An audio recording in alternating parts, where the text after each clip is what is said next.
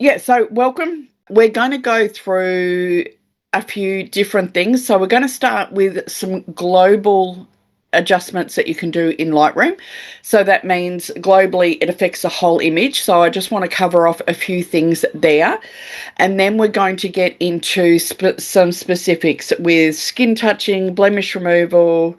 We're going to have a look at distraction removal. We're going to have a look at eye and teeth enhancements and all your local details. So your eyes, your catch lights, hair, clothing.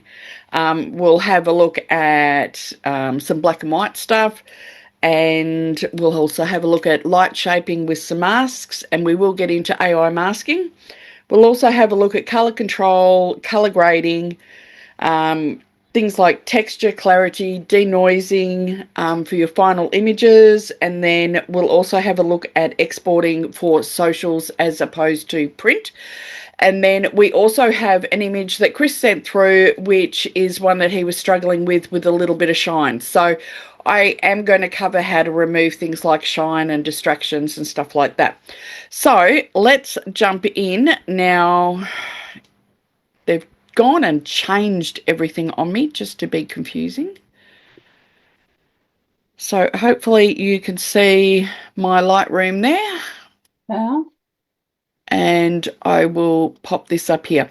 So a couple of things that I did want to just touch on briefly, just in case it's stuff that maybe you didn't know or you haven't used it or whatever.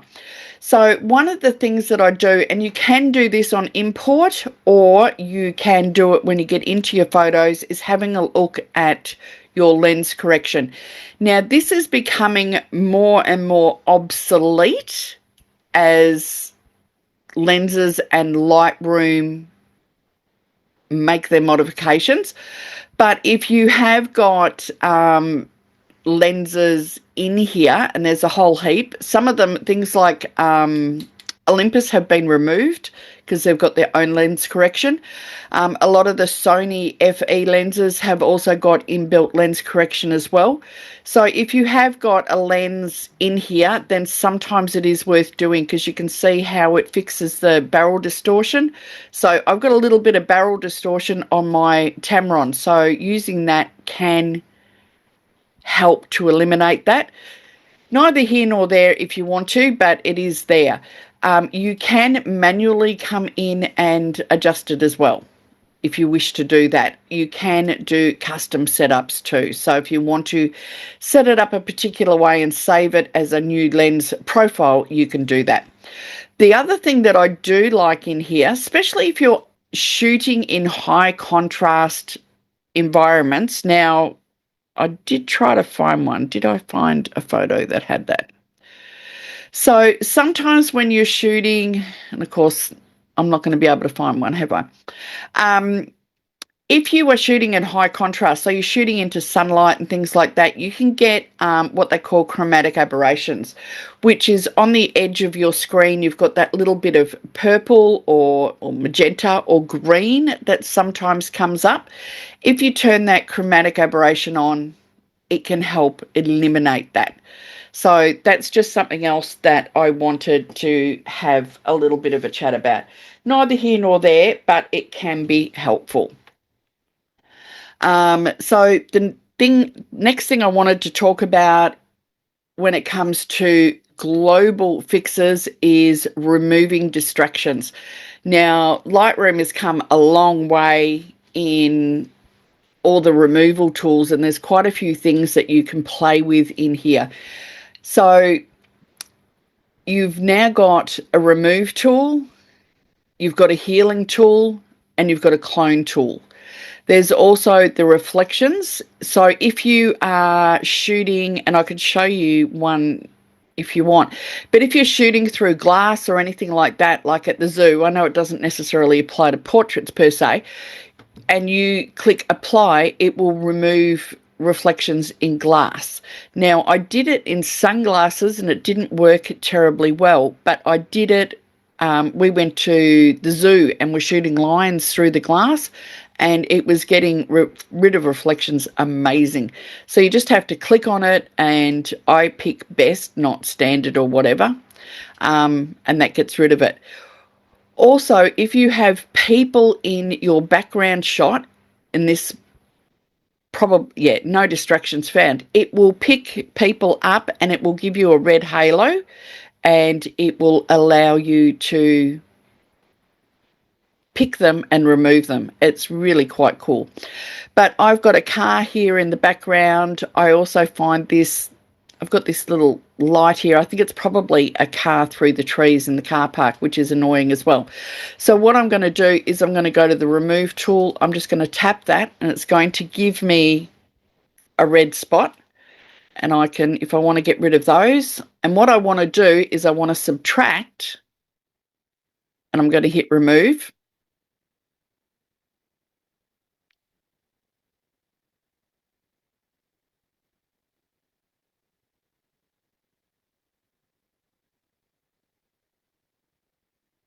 And that got rid of them. Now it's going to give you 3 different options.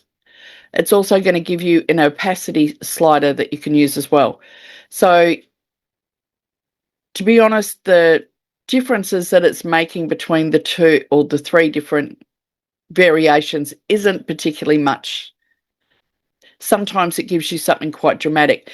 Now you can add more than one. So now I want to get rid of this car, and you want to just select a little bit more than the area you need. So I have got a little bit of her hair in her face there, and I'm going to click remove.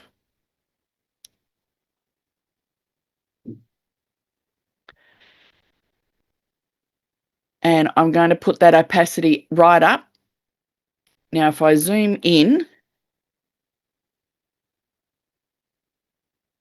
I can then go through the different options.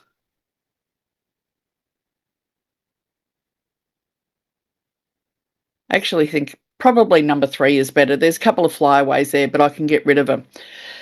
So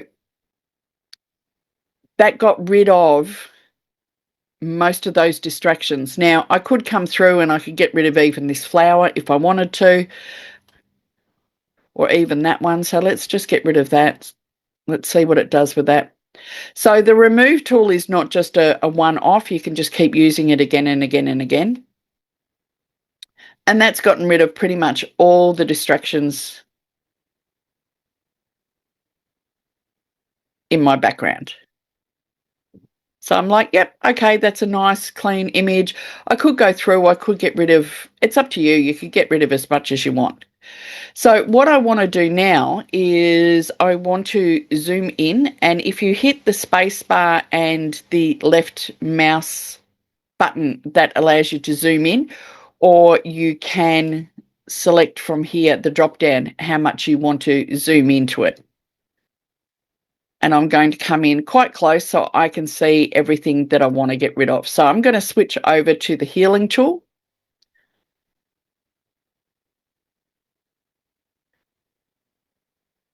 And it will give you an option there. I'm just going to click over there because I don't want it to bring up the hair. So this allows me to get rid of all the flyaways, or as many as I want to get rid of. And sometimes it doesn't always get it right. So you just hit delete. Maybe select a slightly bigger area.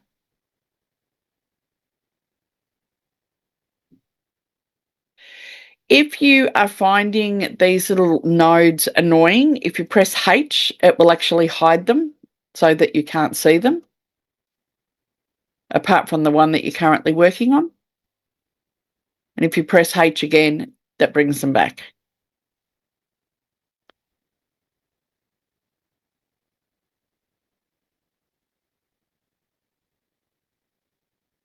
So that's with flyaways.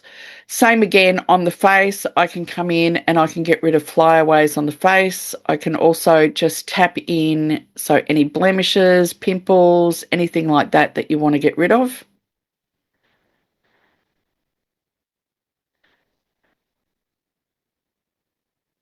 Frown lines, anything like that. It's really quite quick and easy to go in and do that. Now, you can adjust the opacity of your healing tool. You can also adjust the feather. Now, what the feather means is how soft the edge is. I usually have it set to around, well, I say 75%. It's currently on 74. But if you've got it on 100%, it tends to leave a halo and a bit of a strong edge. So you're better off having a little bit of a feather on it and just working your way through. Being in as close as I am allows me to see all the areas that need fixing. And how much you want to fix is entirely up to you.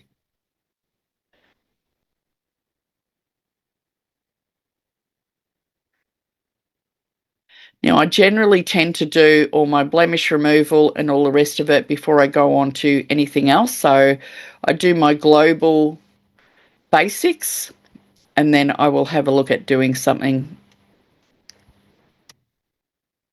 a little bit more than that. So as you can see, there's quite a lot, and moving in close allows me to see that. But that will give, with a little bit of patience, will allow you to fix up anything that you need to, whether it's, flyaways in the hair, blemishes, various distractions, things like that.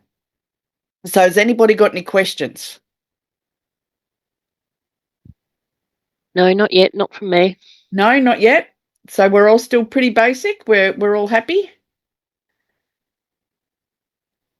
Yep, all good. All good. Okay, cool.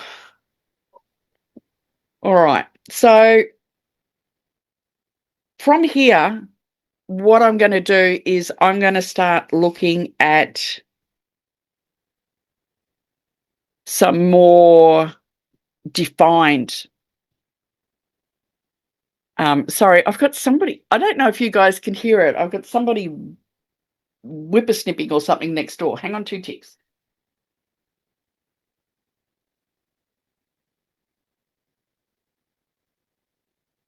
Shut the door because that's really annoying. Okay, so in your presets, so you've got your filter presets, if you go down, you will have some adaptive presets. Oh, thanks, guys. You've opened the door for me. Yeah, brilliant. Could have shut it. So what these do, you click on them and you think, oh, they're not really doing anything. But what they're actually doing is they're setting up your mask. So I quite like going into Glamour Portrait. So let's just have a little look. I'll go into this one because it's got teeth. So I'm going to go into Glamour Portraits. And then if you click on your masking, what that has actually done, it's already set up all of your masks for your teeth, your lips, your iris, hair, everything, all the way through. So if you want to go through and you can do them all individually. So, and it doesn't matter what you start with. So let's just zoom in. So if I click on teeth, you can see where the mask is, so that I've got it there in red. You can change that to any color you want. So if you want to have it a different color, you can. You can also drop the opacity. So if you're finding that the mask is just a little too annoying, you can drop it down. However, when you start working on your mask, that will actually disappear. So if you are working on teeth, so one thing that you can do is if you bring your temperature down just a touch to the blue, and I mean, I can go all the way to the blue, but you just want to bring it down just a touch. And that will, anytime you add a little bit of blue, it makes your whites look a little bit whiter. So that's why I drop my temperature down. I can also increase my whites a little bit. Now, the other thing you can do if you want, you can bring it all the way up, but then you can bring the intensity down if you want to. Now, she's actually got 2 different coloured teeth. So if I want to come in and do a second whitening, I can do that. So if I want to create a new mask, and I'm going to select brush, I'm then going to come in and I'm going to change the size of my brush. I've still got a little bit of feather, just a touch, and the flow, and I'm going to paint in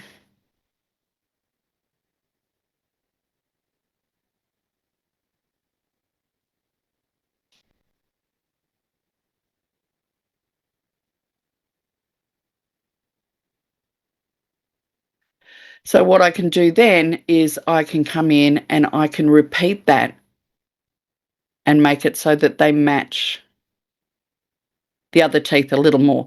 So I now have 2 teeth masks. So what I'm going to do is I'm going to rename this by clicking those little dots, rename it. I'm just going to call it teeth 2 because then I'll know exactly what I'm talking about. From there, you've got lips, and you can click on the little link or the little box there and it'll show you where the lips are. Now, on here, it's actually on the teeth a little bit. So what I want to do is I want to subtract. I'm just going to go into subtract and click on the brush. And I just want to remove it off the teeth.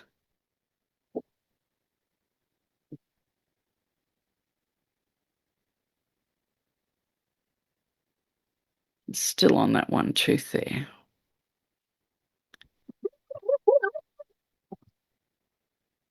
Dexter. So when it comes to the lips, I can do a few different things. So I can change the colour if I wanted to. So I wouldn't necessarily play with the temperature too much, although you can if you want, but it does some really sort of strange effects on lips. I'm just going to reset that. If you double click on any of your nodes, that will reset them. So if I wanted to change her lip colour from here, I could do that if I wanted to. I can also increase the saturation, which is probably about all I would do, was just increase the saturation just a little bit. So if you want to move around within your frame, just hit the space bar and that'll give you that little hand so you can move around. Now, I haven't done any blemish removal on this image before I jumped into adjustments, but that's okay.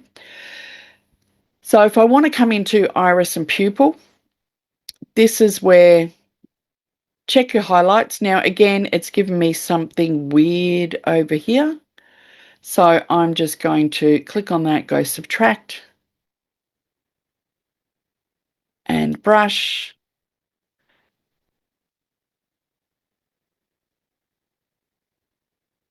Oh, no, it's not the mask. It's actually, I think it's the rose in behind her hair. That's all right. So yeah, coming back to here. So what you can do is you can increase the exposure. Don't go too high with the exposure because it's just going to do, everything has to be quite subtle. You can increase your contrast a little bit if you wish. Things like highlights, so that can actually increase any catch lights that you've got. And I'm going to go back and I'm going to show you how to add additional highlights. Another thing that you can do, which is quite good, is if you drop down to effects, you can boost your clarity and your texture a little bit, and that will actually give you a little bit more definition in the eye. The next one is hair. I'm just going to drop this down a little bit smaller so you can see. So the hair, just go and double check what the hair's, and you're like, yep, that's pretty good. It's got all the hair areas.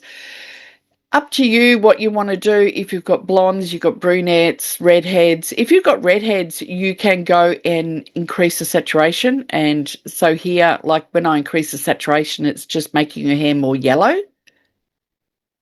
But you can come in, increase the highlights. You can increase your whites and blacks just a touch,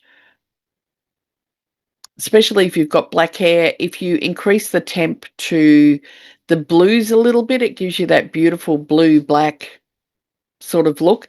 You can adjust your clarity, things like that if you want to, your texture. If you go too far to the right with your texture or clarity, it makes it look that real sort of crunchy. So if I go, it just looks that crunchy look. So you're better off actually going a little to the left and taking some of the texture and clarity away.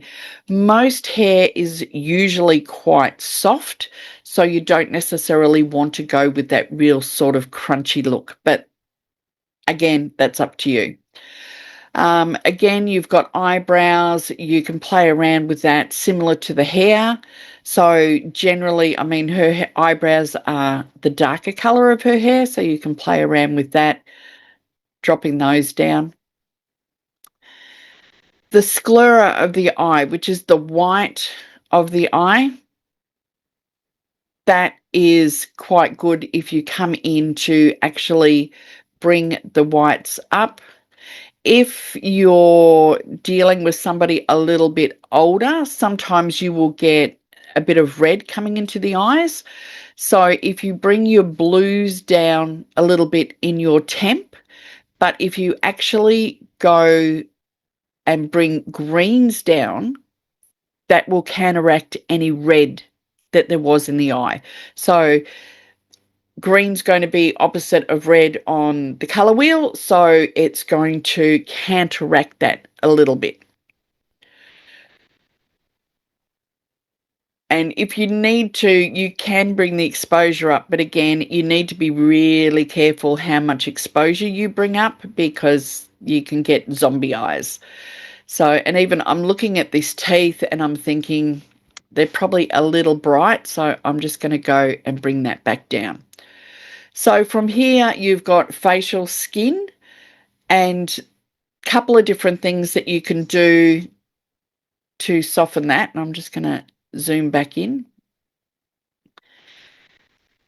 If I had done a bit of blemish removal beforehand, that would have, whoops, where are you going? That would have made this a little bit better.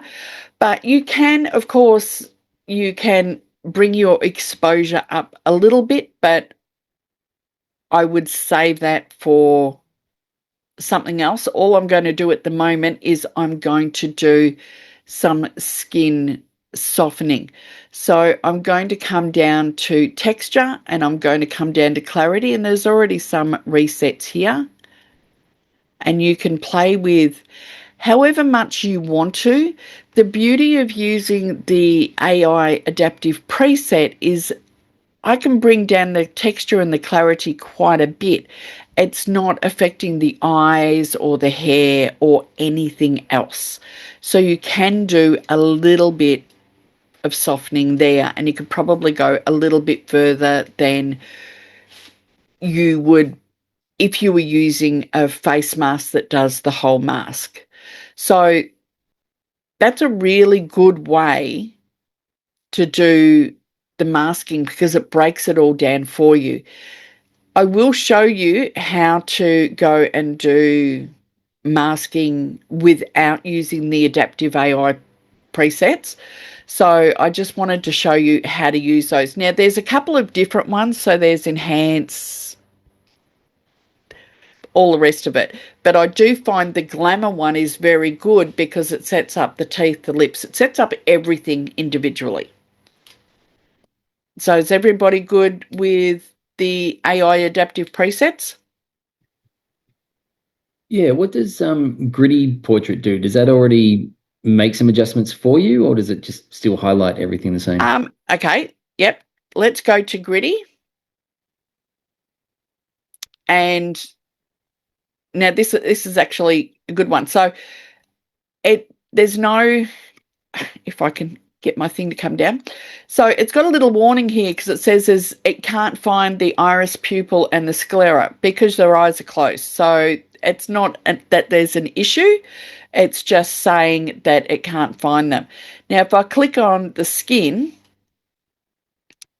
and maybe just zoom out just a little bit, it has actually gone down and it's brought the texture up. So as you can see, it's made her really, really quite crunchy. So if I turn that off, that's what the photo was like. And I turn that back on, it's given you quite crunchy. So if you were dealing with somebody who had a lot of character in their face, like an old cowboy or something like that, then the gritty could actually make quite a bit of difference. You don't necessarily want to make somebody who's got a lot of age and character in their face all soft. So you would want to do that. You can play around. As I said, I'll show you in a tick, but you can go around and make it all your own. But there's another one which is smooth facial skin. And again, it sort of just breaks it down. It does basically just soften it off a little bit as well. But it doesn't have quite... Essentially, all that these are doing is setting up your AI masks, and it's giving you some suggested presets you can use, so you can adjust all of them.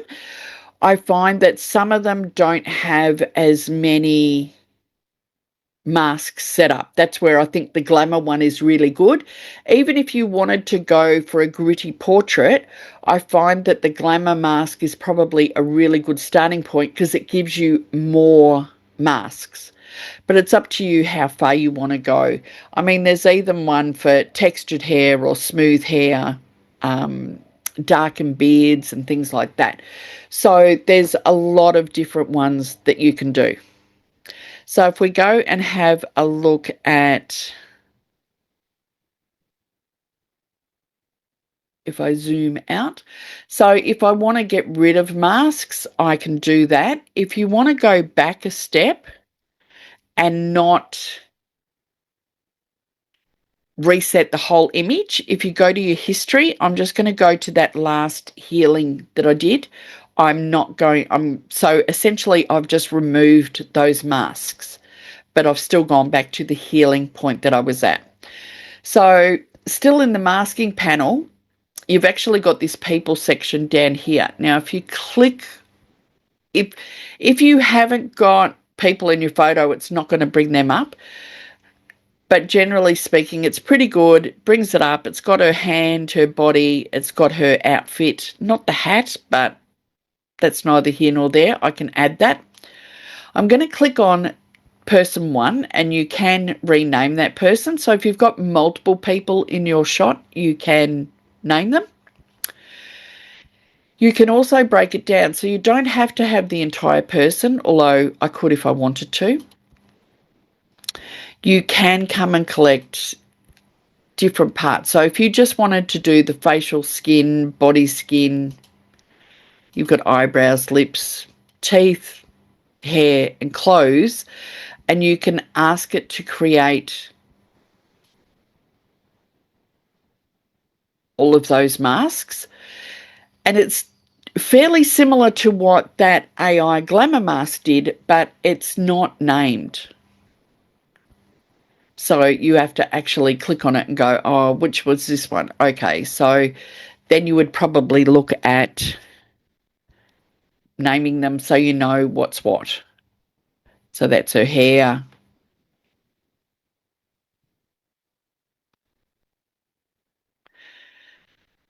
This one's her teeth, her lips, eyebrows, arms, and then you've got her face. So if you had somebody who's, for instance, their arms were really bright, you know how sometimes for whatever reason, the face and the arms and the torso don't necessarily match. If they had someone that was really bright or really dark, you could adjust. So, for instance, I just brought the highlights right down, so it's way out of whack to the face. But I can play around with the highlights, doing it that way. You can, of course, let's find her face again. Where's her face? So this is where it's easy to rename them sometimes. I can then come through and I can go, I can adjust the highlights. Of course, I can go in and adjust the texture and the clarity, the same as we did before, but I can break all that down and do it individually bit by bit. The dress might be a little bit bright and because it's white, so if I drop the highlights down a touch, it's still white, but I've got more details in the dress now. So if I take it up, I lose all the details, and I can do that. Now, if you want to make your background disappear, I'm going to create new mask, and I can select the background.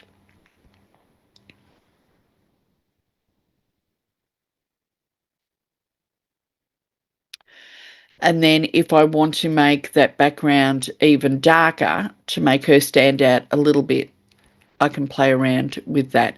Again, keep it subtle. You don't want to go too much unless you wanted to make it like black to have her standing out from something, you could do that. So if you've got, I don't know, say an animal or something like that, or I don't know, say you've just got even if you've got somebody standing on a black background, and I'll show you that on another image. If you've got somebody standing on a black or a white background and you wanted to make that cleaner, so that your subject stands out from it, then you could adjust all the way down. And I'll show you that next. Okay, so here I've got a studio portrait, and you can see where my backdrop didn't quite make the edge. So I'm going to go back into, just going to put that on, go back into basics. I'm going to go into the removal tool, and I'm going to go to remove, and I'm going to fix up that background. Now you can try add, or you can try subtract, because I want to subtract that, but I also want to extend it. So let's just try subtract and let's see what it does.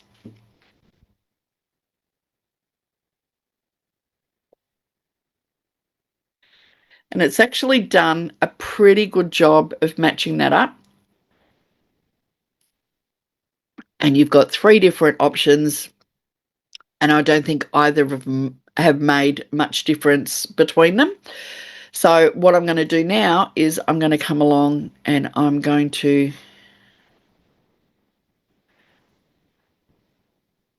do the other side. Now you've got to make sure that you pick up some of that white so it knows what to work to.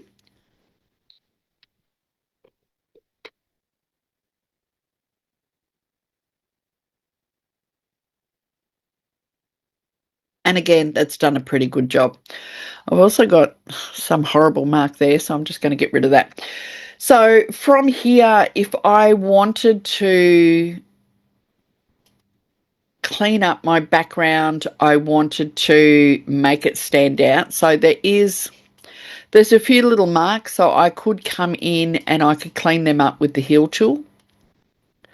There's always marks on paper. But I can, if I go into masks, I'm going to click my background, and it's selected my background. Now I'm going to boost my whites a little bit. I don't want to go too far, because if I go too far, I'm going to lose most of my shadow. But I do want to clean it up a little bit, and I can also boost my exposure a little bit and my highlights. So I've still got shadow, but I have cleaned up the backdrop. Has it gotten rid of all of the mess? No. So this is where I guess you need to make the call in how much you want to go and get rid of. If you are working on a similar pose on a similar backdrop. So I've actually got 2 images. Whoops, get rid of that. I've got 2 images here. I can copy from this image and put it over to the next one. And I haven't even got into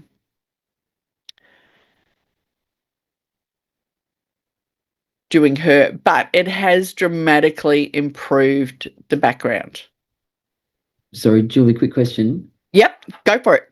So when you said that you've highlighted the 2 images, are you saying that if the camera position is exactly the same, wherever you remove a spot from one image, we'll remove it from the second image as well? Yep, so I've got one here. If I go to the next image and I hit previous,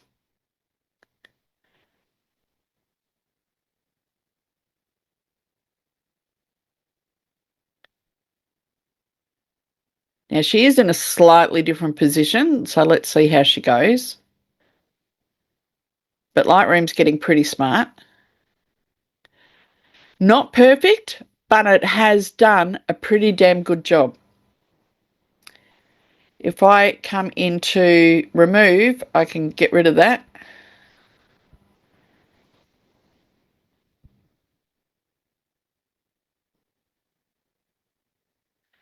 And I'm maybe going to crop this so that it's similar to the last one.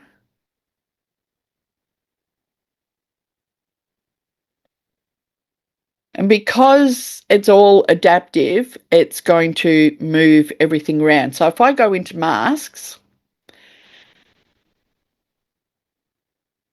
it's still got the mask here. Yeah, show mask, come on. So it's still, she's in a slightly different position, but it has still masked out the background. So yeah, I guess my question is more like, if in image 1 there's a blemish on the backdrop in a specific position, will that specific position be replicated on the second image, even if the camera position isn't exactly the same? Yep. So if I can bring, so they're exactly the same from one position to another.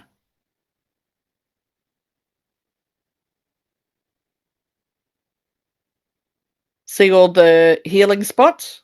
They've all been brought over from the previous image.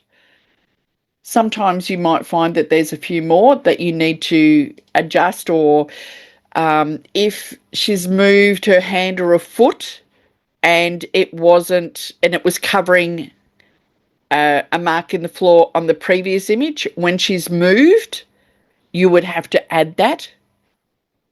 You know what I mean? Yeah, Yeah. absolutely. But it will transfer it over.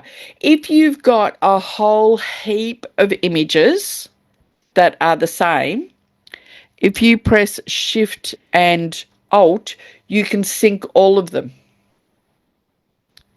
So if you press sync, it's having a think at the moment. If you press think, I need to press think. If you press sync, it'll bring up this box so you can tell it usually it picks what changes you've made, but you can go in and you can tell it, I want to change all of these settings. I also want to change masking. And if you've done remove, so if you did a manual remove, or if you've got reflections or people that you used, you can select that as well. And if you hit synchronize, it'll do exactly the same all the way through the images in that series. So essentially you're batch processing your images very, very quickly. And you can, when you go into there, if you do find that there is one that for whatever reason has gone into a really weird spot that you don't want it to go into, you can then select that one, for instance, say that, and you can just remove it. So if you have, a whole heap of similar ones, and I've just picked different images so that you get a different sort of look and feel for how everything works. But if you are working on a series that's, for instance, I've got like 20 shots of Nicola sitting on a white background, I can edit them all very, very quickly. And even with your, so if you come in and let's go, so I'm doing the glamour portrait. So if I go into my masks and it's set everything up there, if I then come over to here, oops, no, and I hit previous, it just takes a second because it's the AI is doing something.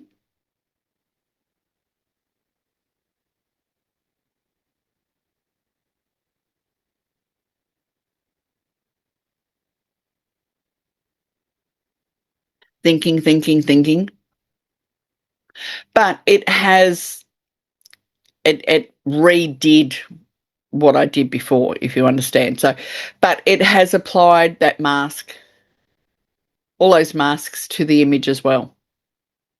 So you can come in and so you can quickly, if you work on one image, then you can quickly apply that to other images in the set.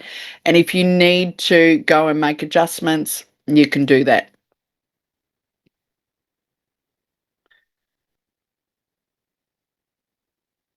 So does that clear that up, Chris? Yeah. I think for me in the past, if I've been hand holding a camera and there's slight variations in my position where I've taken a shot of the same scene, where I sync, a blemish removal spot may not exactly be in the same spot on the second image, but maybe there's been updates since I last tried. Sometimes if it's moved slightly when you're hand holding, yes, it doesn't necessarily always line up exactly, but it's quick and easy because the spot's already there to just go move it. Yeah, no, that's great. Depending on if you've used the AI tools, they will jump from one image to another. The spot healing tool, not so much. Sometimes it will pick it up, and other times I've found that it hasn't quite picked it up quite as well as I would have liked it to have done. So you can sort of play around. Yes, it works. Not always 100%. Bit like everything in Lightroom. It comes most of the way, but not always all the way. No, that's great. And I think I've found even you can, rather than having to remove those blemish spots, you can just drag them into the right position as well. Yes, exactly. Yep, all you need to do is, hang on, what did I click on there? Oh, good Lord, I don't know what I did then. Hang on, let's go back to that. So, yeah, if you click on those, it will bring up the spots and you can just move it around. You can also, if you have got a lot of spots and sometimes it's a bit hard to find them, if you click on visualize spots, you can come in and I find sometimes that's quite quick and easy way to get rid of any marks that you've got on there as well. And if you hit H, just makes it that much easier to find them as well. This one for some stupid reason. No, not bigger. Move. Right, there we go. Yeah, so sometimes just clicking on the visualize spots can make it a little bit easier to find them as well. Even on the face, sometimes I find on the background, it's not going to be so much. I think it's quite often if there's a blemish on the face, if you clean it on, you clean it up on one, then sometimes it's not going to necessarily line up on the next one. But it can come close and then you can just sort of move things around. Okay, so what have I got to there? Okay. Does anybody need a break or want a break for 5 minutes?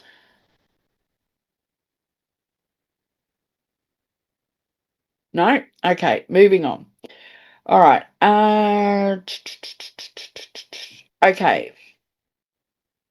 So if you want to make specific eye and teeth adjustments, I mean, we already covered off masking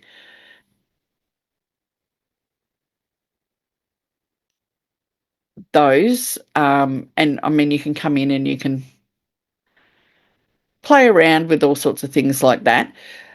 You sometimes, if you want to put additional catch lights in your eye, you can do that. And I quite like doing it just by creating a new mask. And I will go to the brush and I will make it quite small. And I might even zoom in a little bit more. And I will paint in those catch lights.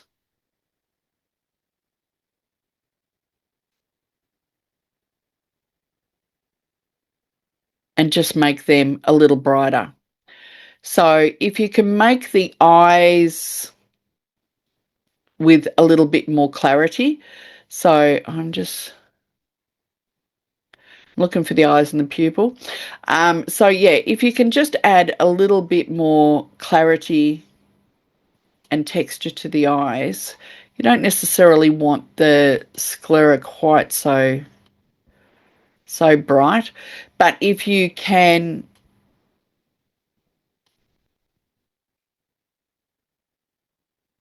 give the eyes just a touch more definition, then I find that they can really make the eyes pop.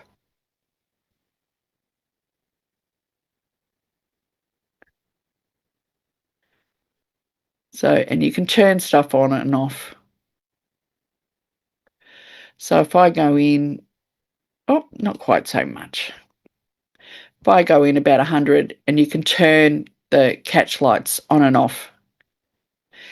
You can also, and this is another trick which I find is really good. So I'm just gonna call that catch lights. Oops.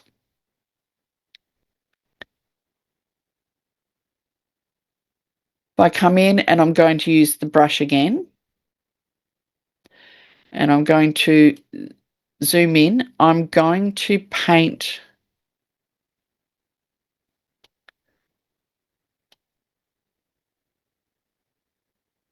along the bottom of the eye. And I'm just going to bring the highlights up a little bit. So this is on the iris. Oops. And I'm going to bring the texture, the clarity up. If you've got somebody who's got really, really pretty green eyes or blue eyes, you can boost the saturation up as well. If you bring it up too much, it will dull the eyes down, but it just gives a little bit of a mask to the eyes as well.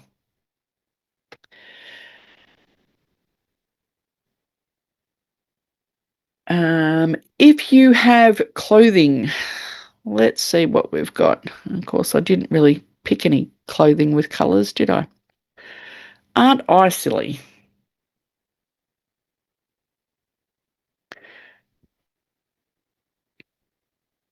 Thank you. Let's go. We'll go with lips. You can do... Oh, stop going. I think my mouse needs new batteries. It's doing random things. If you want to change lip colour or eye colour or the colour of clothes, you can do that to a certain degree. So I'm just going to hit that glamour portrait again because it does the masks really well. Again, it's saying there's no teeth. Well, we already know there's no teeth. So I'm going to pick on the lips. You can change the colour dramatically, or you can go to fine-tune adjustments. Hang on, I'll turn that off, reset. If I go to fine-tune adjustments, it's only going to drag it a little bit. So it doesn't seem to matter how far I drag it, it's not going as far. You've also got point color. So if you click on your lip color here, you can drag within that color spectrum as well. You can also change whether it's light or dark. You can modify your hue shift with the sliders as well. So if you want it to go different colors and things like that. So if you've got somebody in an outfit, so let's just reset this. If I go to the people mask, and I can just select clothes if I want to. Let's just go to fit. So it's just her clothes that have been selected. Not that there's a huge amount in colour, but I can, if I wanted to, you've got your temp and tint that you can play with, but you've also got your hue saturation. So if you wanted to change the colour of an outfit to a certain degree, you are limited in Photoshop to a little bit, but you can play with that. And then, of course, you've still got your point color as well. So if you wanted to change the color of something, so if you wanted to do that, I don't think... If I wanted to change the color of the flowers in the background, I can do that, things like that. So if I come back, I'm not even going to use the mask on this one. If I come back to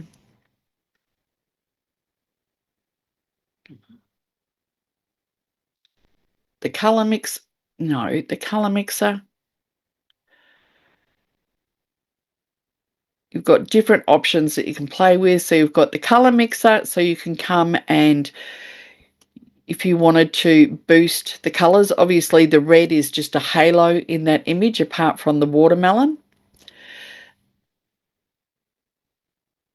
So you can play around with all your colors there. You've got your hue, so that changes the color. So if you've got something that is purple, like the flowers, I can change that so that they're more pink or more purple. My yellows, I can make more orange or green.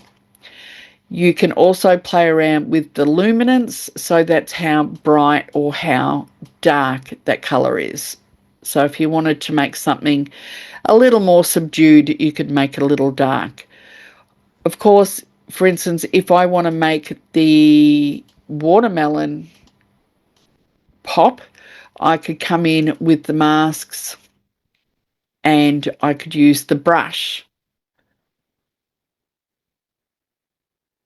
to very carefully come in. I'm just doing it rough because I'm just trying to do it quickly.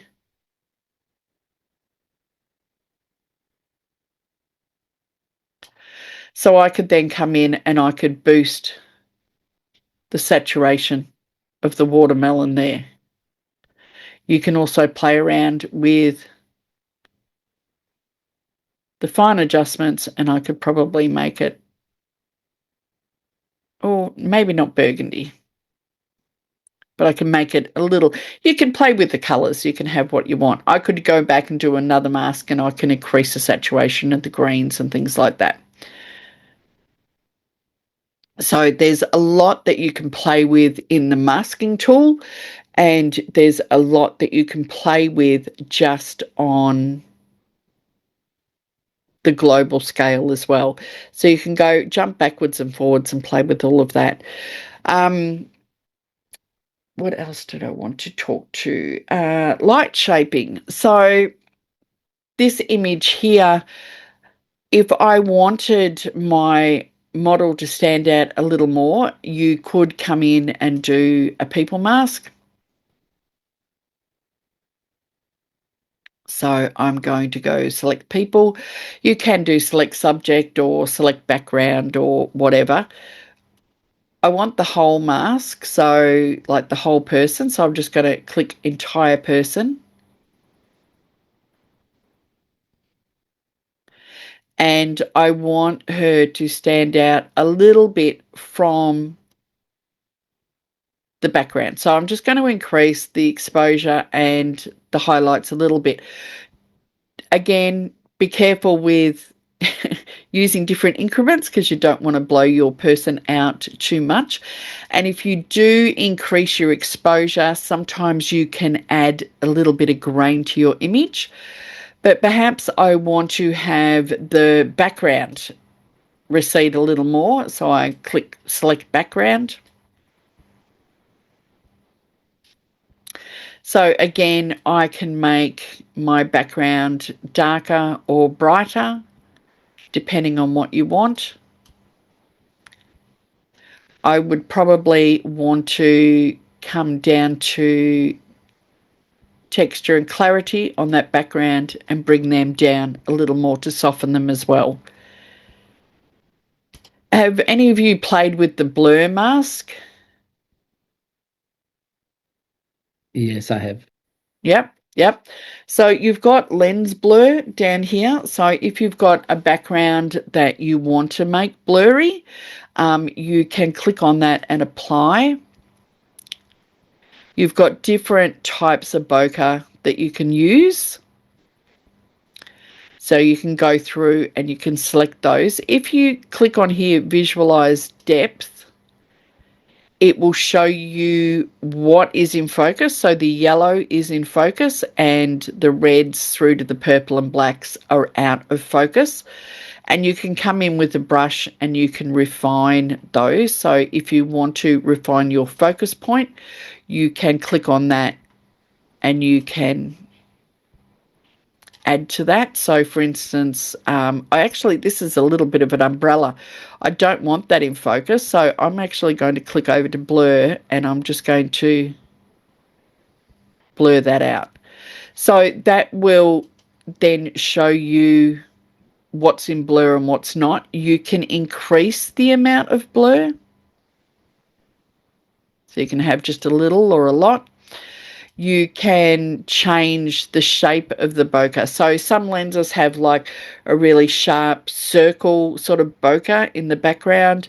Others have sort of a hexagon shape. It depends on the diaphragm blades on your lens and how many you've got as to the different types. So you can play around and add different looks to your images by using that.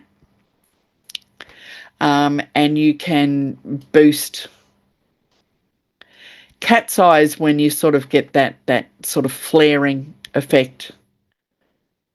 I often find that doesn't work terribly well in here at all. But that is another thing that you've got in there. If you want to introduce some highlights or shadows to your background, where have we got? Let's just jump over to this one here. So I did make the background all white, but there's still sort of a little bit of shade or a little bit of shadow in some areas, and I want to boost that. So I can come into, I can either use the linear gradients, or if I wanted to boost on somebody's face, I could use a radial gradient. So I'm going to use the linear one, and I'm just going to bring that over,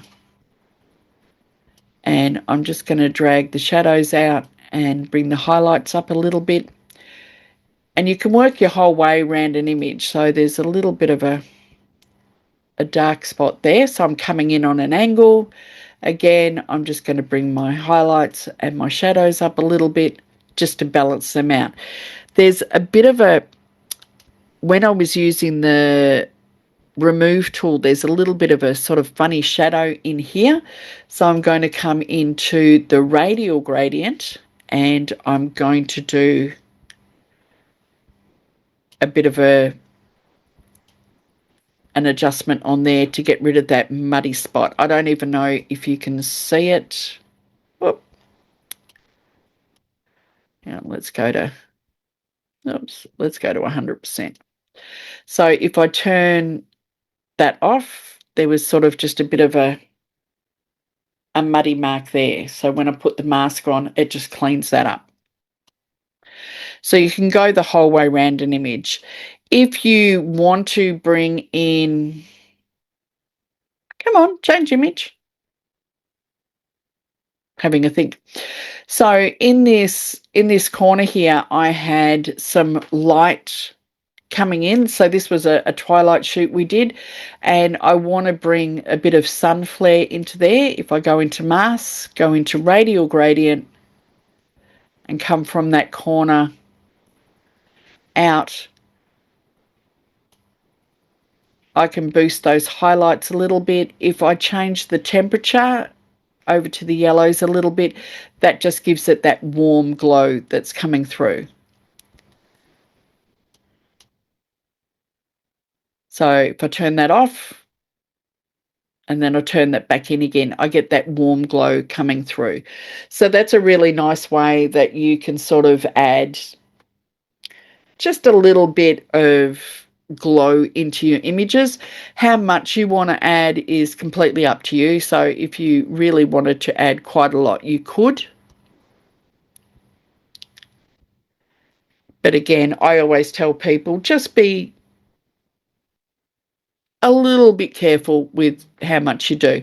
Now, on her face, as I said before, I think I want her face to pop a little bit. So I'm going to grab a radial gradient, and I'm just going to do that on her face. Now you can change the shape. If you cannot find your control point, just press H on your computer, and I can make this longer, I can make it rounder, and I can adjust the feather. So if I grab that middle bit, I can feather that in or out, and I can just bring the highlights up and even the exposure up just a little bit. Again, don't want to go too far because it just looks totally unnatural.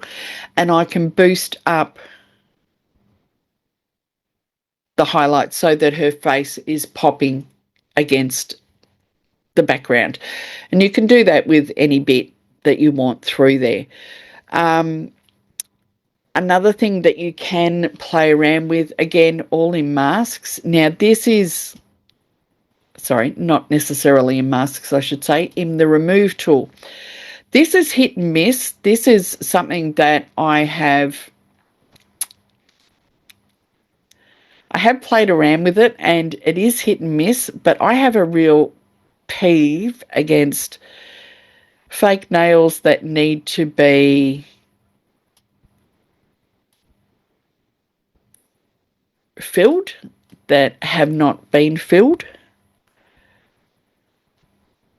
And you can, again, zooming in, but you can come in and a little bit of stuffing around, but you can fix them up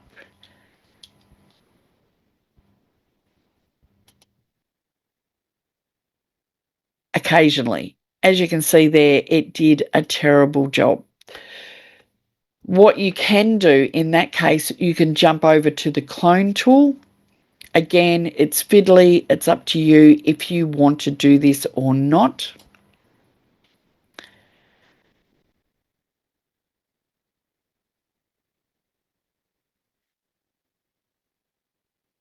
No, I'm hitting the wrong button.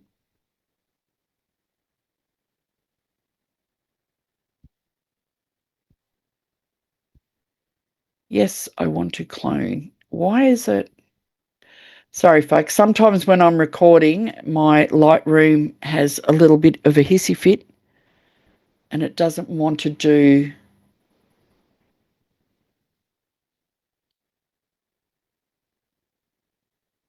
what I'm telling it. Why is it doing?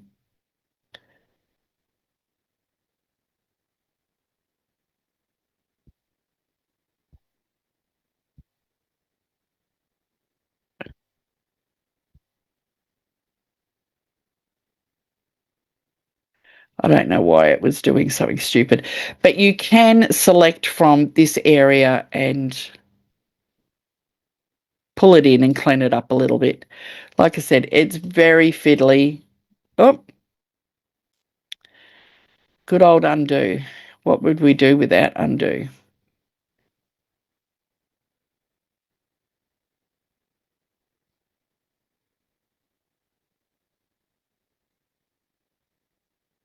Again, it's not always perfect and it is fiddly, but oh, what are you doing? Come on.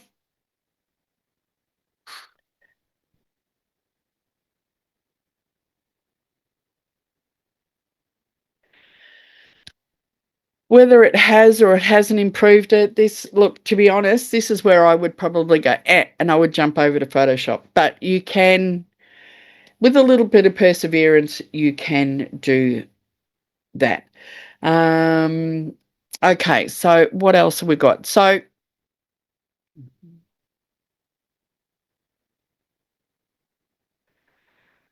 there was another image.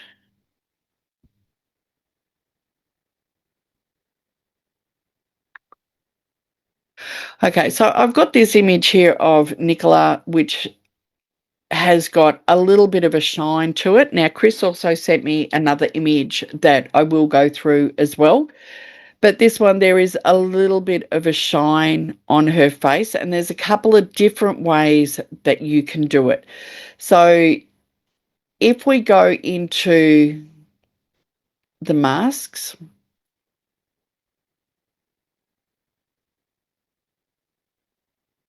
and I want the facial skin, that's all I need. I'm just going to click create mask.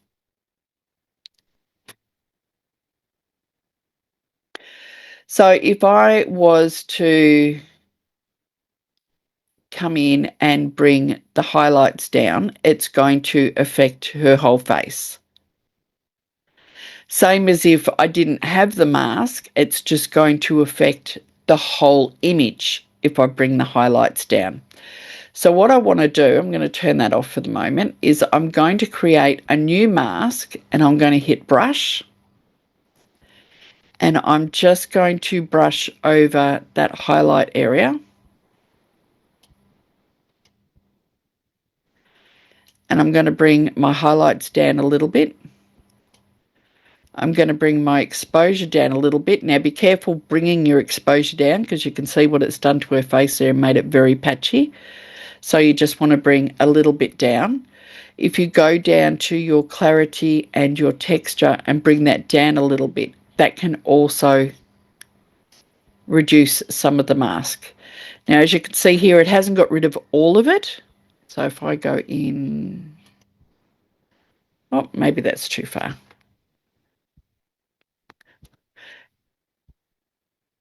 So it hasn't got rid of all of it, but it has got rid of some of it. Now I can come through and I can do multiple masks on that area. So perhaps I've got rid of some of, oops, that's not what I wanted. New mask, brush. Let's try that again. I can do a slightly smaller area and you can work little bits at a time. And you can bring it down that way. Now, I actually find that doing it that way is quite time consuming and can be quite annoying as well. But it is one way to get rid of it. So actually, I might just reset this whole image.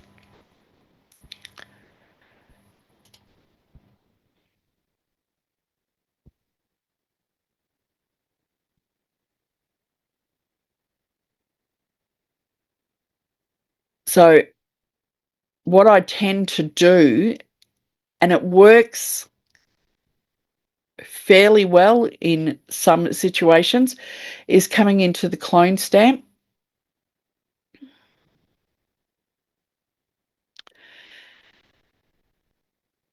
And I'm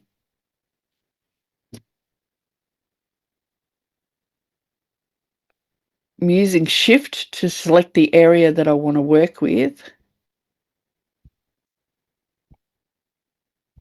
Yeah, it did a great job there. Why are you picking all the way over there? I can pick an area that I want to work with within that area, and you can drop the opacity.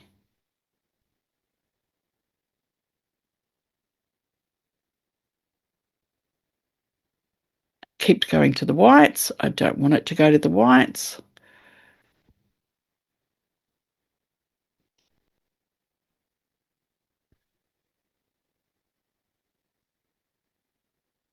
Same again here. I can pick another area.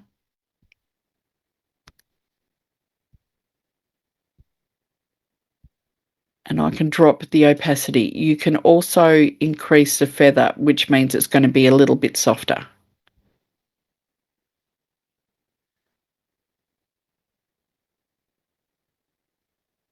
So if I compare the image before and after, if I just get rid of, I'll hide those spots. So we start to see where, again, I'm doing these really, really quickly so that I can sort of show, but that's reducing the shine on the areas. So if I jump over to the image that Chris sent me, where you have a fair bit of shine, for instance, on this lady's forehead.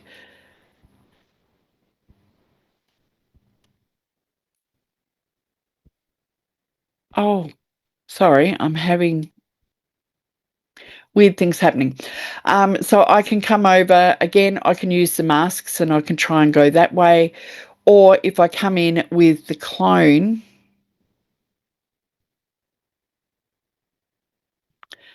it's going to pick some weird random area.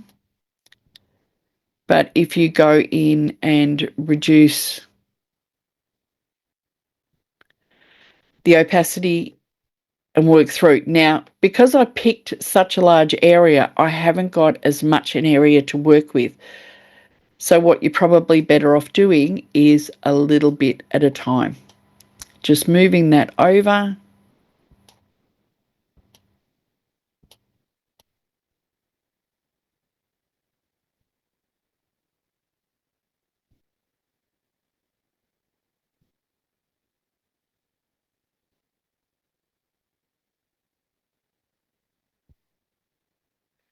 The other thing that you can try and do, and I have had it to some, reset the image, is if you come in with the generative fill remove. Again, this is relatively new and it's a little bit hit and miss, but sometimes it's actually quite good. So if I hit subject, remove,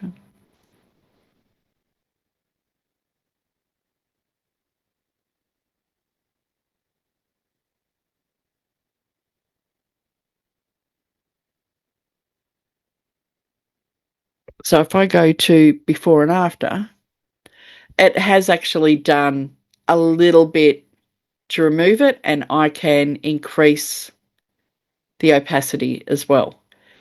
If you, and I'm just, if you're not sure how to use that before and after, if you just hit Y on your keyboard, it just brings up before and after. The other one that you can try as well is if you go to reflections, you can hit apply.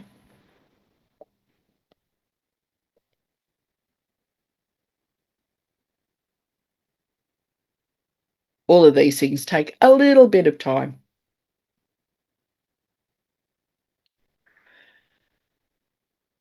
Did it do anything? I don't think it did anything in that case. Again, I find the reflections hit and miss. Sometimes it works, sometimes it doesn't. Sometimes if the reflections are really bad, you will need to do a little bit of playing around. So I used the AI. I could then come back in now and I could do a little bit more, so I could bring the highlights down. Again, you don't want to go too far because you get that blotchy area. But you have limited resources in Lightroom, but you can improve it. So, especially if you've got little areas, the forehead is quite a big area to deal with. But if you've got little bits on the cheeks or the nose and things like that, I find that it's really easy to deal with. Otherwise, I must confess, with something like that, I would probably jump into Photoshop, Chris, and fix it from there. But you can reduce it significantly. So again, this is what we had. This is what we've got. It's not gone completely. You're never going to get rid of everything exactly in Lightroom, but you can get it quite a bit closer. And Yeah, if I you think actually... Sorry? So I was going to agree with my portrait retouching. I think that's the one limitation that Lightroom has, is that it really struggles with face shine, whereas something like your Photo does it really, really well. But you don't want to pay for multiple applications with your editing. Yeah, Voto is quite expensive when you sit down and work with it. It does some amazing things, but yeah, when you have to pay per shot, or group of shots, they used to do it in like groups of 5 or groups of 10. I don't know what they do anymore, because I haven't used it for quite a while. Another one which is very good for things like that is Luminar Apathy. I don't know if you've had a look at that. That is a portrait only retouching that has been brought out by Luminar. Again, quite expensive. I mean, it just depends. There's only so much money you've got to throw around at these things, and you've got to pick and choose. But if it's something that you have a lot of issues with, then sometimes it's worth paying a little bit extra to get some of these other things. But if it's just a one-off or whatever, sometimes it's easier to jump over into Photoshop or something like that to fix it. But it is what it is. Sometimes, yeah, shine comes into it. I know I'm quite pedantic with most of my models. I have one model who I have a bit of an issue with. She still has a bit of shine on her face, but I'm quite pedantic with most of the models that I work with. And if I've got clients coming in and I'm getting professional hair and makeup done, which I do urge them to, then all of my hair and makeup artists know that I hate having shine on the skin. So I try and avoid it in camera wherever possible. But if you're just doing corporate headshots and things like that, it can be difficult, because they're not always going to part out for hair and makeup. You might have 10 minutes or 15 minutes to go in and shoot everybody as they are, and you just have to deal with it. So, but generally speaking, when you are getting hopefully paid for something like that, then that gives you a little bit of leeway to reach out to get them retouched in another program like, yeah, Evoto or Apathy or any of the others that are out there. So before we move on to anything else, has anybody got any more questions on retouching or blemish removal or background removal or anything else that we've covered so far? No. No? Is there anything you want me to elaborate on or anything like that? No? All good. Okay. Let's have a little look just briefly at the time that we've got left, is just a few other bits and pieces. So if I have got, whoops, go full screen. Oh, dear me.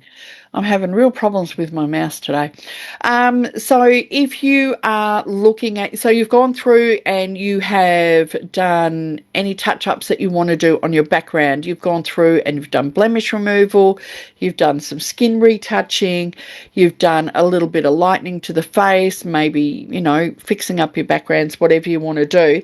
Then we can start playing around with things like color control, black and white conversions, color grading, and things like that. So these will all be global adjustments that you have done on your image once it's edited. You can come into your color mixer and you can play around with your colors there. For instance, I want to just beef up the red on her lips a bit. I don't know if you saw that. So I just want to beef that up a little bit. And skin tones, if you want to brighten them, if you're in luminance, if you go into your yellows and oranges, that's usually going to brighten up your skin tones. So you can play around with your color toning there. If you want to go into color grading, you have got your midtones, your shadows, and your highlights. So you can, I quite like doing a little bit of a vintage look. So in my shadows, I will introduce a little bit of blues. And in my highlights, I will introduce a little bit of yellows. On an image like this, you could actually introduce sort of browns and things like that if you want to. You don't have to play around with your color tones there at all.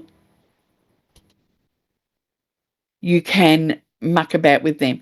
Now, if you are switching to black and white, which is where I find the color toning is really, really helpful.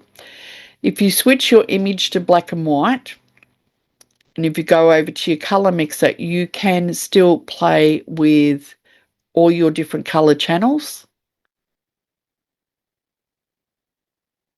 So your color channels are there even though you have made it black and white. If you come over to your color grading, this is where you can play around and you could do things like make your image. I love selenium, which is the silvery color, so you could do that. If you go over to the sort of aqua area, you can turn it into like sort of a cyanotype type color. If you want to go into sepia, you could take your images into sepia there and you can play with your highlights and your shadows. And you could do split toning. So if you want to have one color in your shadow and one color in your highlights, you can do that. So you can do those really cool split tones with your images. If you don't want to do that, and I'm just going to go back to, actually it doesn't matter. I'll just reset the whole image. If you have shot your image in, for instance, in a lot of my classes, I encourage people to shoot in monochrome or black and white. If you go into your Adobe Color, you can actually come in and you've got camera matching profiles. So for instance, I like to shoot with the Sony black and white. This will actually match the color profile to what I had in the camera. So I'm going to get basically what I saw in camera. I'm going to get that in there. There are some other ones. These are presets, so I wouldn't worry about those. There are some artistic and just standard black and white ones that you can play with. So there's different vintage looks and monochrome looks and black and white looks and things like that that you can get in your camera profiles. So that's something else that I wanted to have a little chat with. Of course, the other thing that I haven't even reset that again, there is presets that you can get, so not the adaptive presets but actual presets, and I have some that I have made and I will send these out to everybody so that you can get a copy of them just as a thank you for coming today. So there is different color and cinematic presets that you can deal with. There's some black and whites, various different ones, and you can just click on those and you can adjust the amount or the strength. I don't know why they call it amount. Strength seems to make more sense, but you can adjust the strength of that particular preset. And of course, oops, that was a bit much.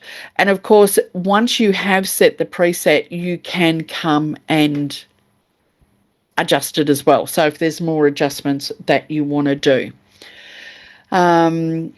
If you have noise in your image, denoise has come a long way, and you can play around with the denoise. Now, it's not really any noise in this particular image, but you can click on denoise and it will run through and do that. And it's quite good these days. It's not as good as like Topaz denoise and all the rest of it, but it is included. It's not an extra cost. You can, if you don't want to deal with the raw noise, you can actually come and play with your luminance level as well. And that will give a little bit of softening. Just be careful to make sure you include the detail, because if you go too far with luminance, it just tends to look a little sort of plasticky. So just sort of be careful on that scale. If you are sharpening your image for export, again, be careful with sharpening. If you hold your Alt key or Option on a Mac, you can set how much area you want to mask, what you do and don't want to mask, and you can set the radius and things like that up for that. So if you click Alt or Option again, you can see how much detail. I'm hoping maybe I'll zoom in. I don't know if you can see that. So if I hit that, you can see how much detail you want. So you don't want to go all the way, because that gives all the grittiness and that in the skin. Unless you are wanting that really sort of gritty look, then you probably just want to select the enough detail for the eyes and the lips and possibly even the hair. And you can do that for sharpening. So any of those, you can hit your Alt or Option key and that will show you the masking area that you're using. From there... Sorry, Julie, quick question while you're in that section. Yep. Just what's the difference between the luminance noise and the color noise? Okay, so the luminance noise is getting rid of like the grain and things like that, and it's not really showing up much for some reason on this one. Whereas the color noise, oh, hang on, let's get out of black and white for starters. So the color noise, if you have got, where'd it go? I find it doesn't really do, oh, now it's gone back to black and white again. What is going? Come off black and white. Oh, stupid thing. The color noise I find doesn't do a huge amount, but you can, if you've got chromatic aberration and it's adding more to your grain to have the green and magenta speckles. I don't even know if you can see it. So in the highlights here, maybe if I go in a little bit more, no. Maybe 200. There's some little magenta flecks and green flecks in her lip here. So you can sometimes the color will do that. I'm going to be really honest here. I rarely use the color reduction because I find in Lightroom it doesn't do a huge amount. I'm better off getting rid of chromatic aberrations Or if it's really annoying, I'll come in with a brush in masking and drop the magenta down. So if I come here, so I've got these magenta highlights. Oh, hang on, not in luminance. Let's try saturation. I can drop those down a little bit in here. But when it comes to detail,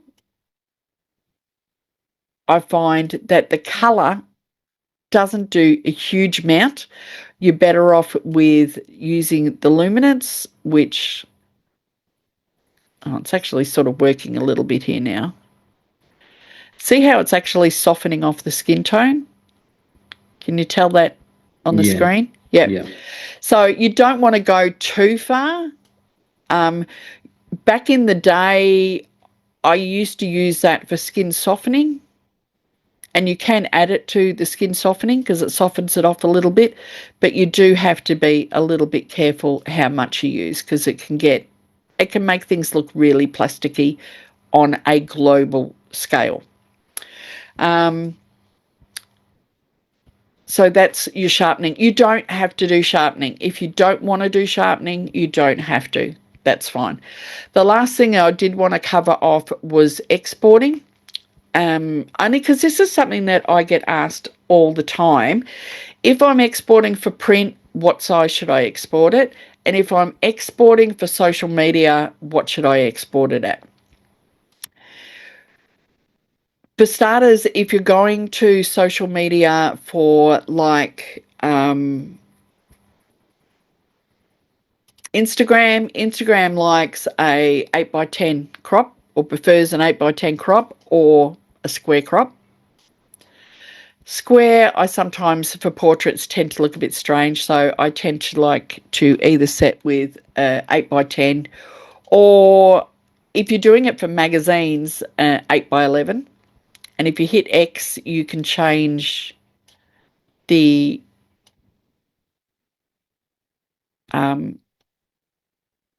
position of the crop. From there, if I go into export, I would choose where I want it to go. So just go and choose whatever folder you want. If you want a custom name, that's up to you. I do generally tend to put my name in my photos just for a copyright stand type of thing. You can also choose what metadata. So you can keep your metadata there, or you can change copyright only. You can put contact information. So you can put all your contact information in. You can add all that. I won't go into that today, how to do that. And you can put a watermark in if you've got a simple watermark. For sizes, I would generally tend to go as a JPEG. I will do my quality at 70, so it's 70% quality. I will do an RGB, or you could even do an sRGB. I will do, on my long edge, 2048 pixels, and I will do 96 as my pixels per inch.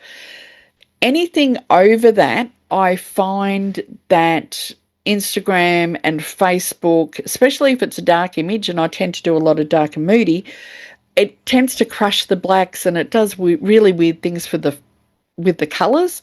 I have actually found, and maybe you've found something that works for you, then stick with that. But I have found if I set it to JPEG 70%, 2048 at 96%, I get better quality of my images on social media.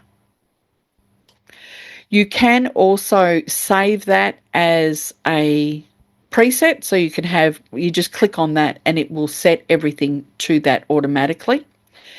If you want to put your watermarks on, I don't know if you've gone into watermarks. I have custom watermarks. I don't use them very often, so I can choose a graphic. But if you just want to put in your own copyright there, and you can change the font, the size, where you want it, all the rest of it. I have a few custom ones. So I've got some custom watermarks that I have used from time to time. And I've got, these are just little PNGs that I've brought in. You need to have them as PNGs because then they are transparent. If you don't have them as a PNG, and you've got, say, a JPEG and it's on a white background, you're going to have a white background on your watermark. So I would then hit export. If I am doing it for print, you could still do it as a JPEG or you could do it as a TIFF. I would do it at 100% and I would do it at 300 pixels per inch and probably at about 3,000 pixels on the longer side. Obviously, if you want it more than that, you can.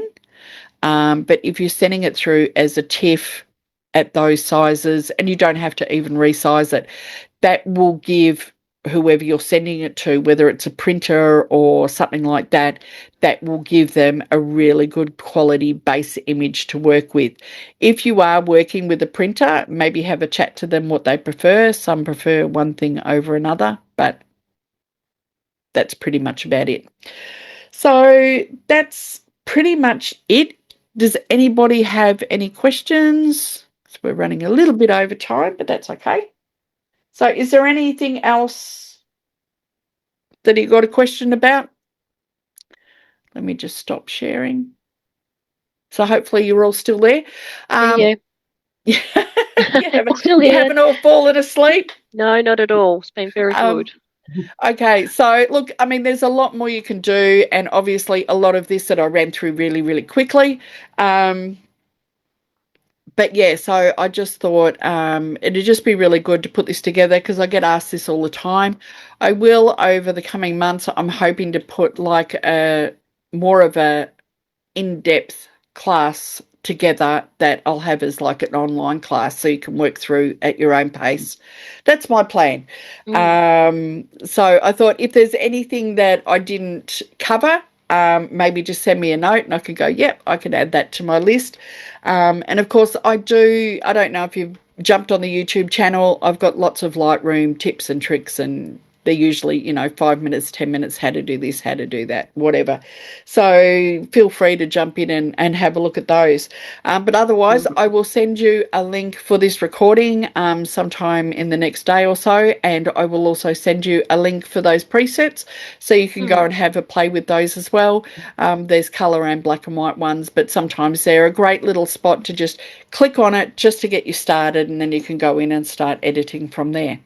So hopefully you guys all enjoyed it and got something out of it. And yeah, thanks for coming along.